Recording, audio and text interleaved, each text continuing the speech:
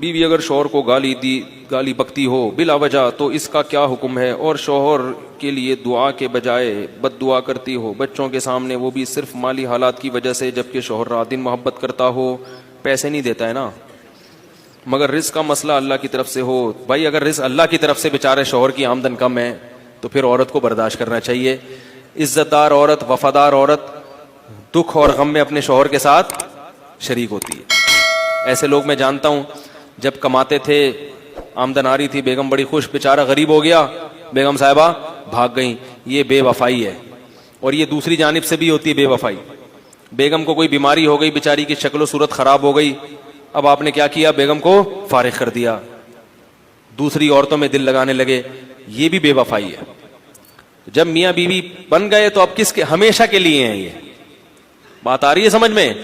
اب دکھ اور غم میں دونوں نے ایک دوسرے کے ساتھ شرکت کرنی ہے، جو ہو وہ مقدر سمجھ کے برداشت کر رہے ہیں۔ ہاں بعض چیزیں ناقابل برداشت حد تک ہوتی ہیں، وہ میں پھر اس پر بیان کر چکا ہوں، اس میں تو ہم خود مشورہ دیتے ہیں کہ بھائی علیحدگی اختیار کر لو، سمجھ رہے ہیں؟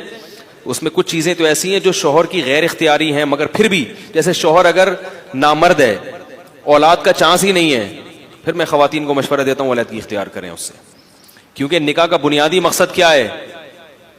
اولاد ہے۔ لیکن پھر بھی اگر وہ یہ سمجھتی ہیں کہ علیحدگی کے بعد کوئی رشتہ نہیں ملے گا تو پھر، لیکن ایک فیصلہ کر لیں۔ خواتین میں قوت فیصلہ نہیں ہوتا، وہ لٹکتی رہتی ہیں، تو اس کا یہ کہ نہ شوہر کا حق ادا ہو رہا ہے کہ ہر وقت ڈر ہے کہ میں اس سے علیحدگی بھی لے لوں، تو بھائی ایک فیصلہ کرو، یا تو اس کو اپنا شوہر مانو، پھر ہمیشہ زندگی گزارو۔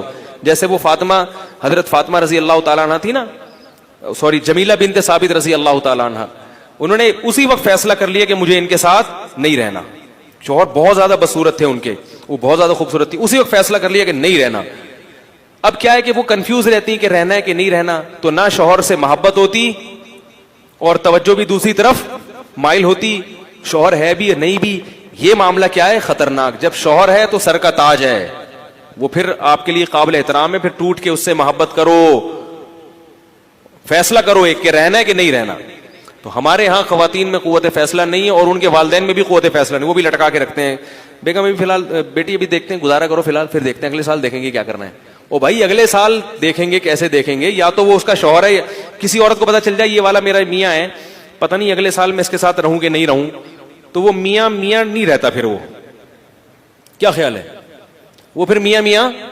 بھائی یا تو ٹوٹ کے محبت کرو اس سے، بھائی جینا مرنا آپ کے ساتھ ہے، ورنہ پتلی گلی سے بولو بھائی آپ میاں بنا دیا اللہ نے، لیکن مجھے یہ والا میاں نہیں چاہیے۔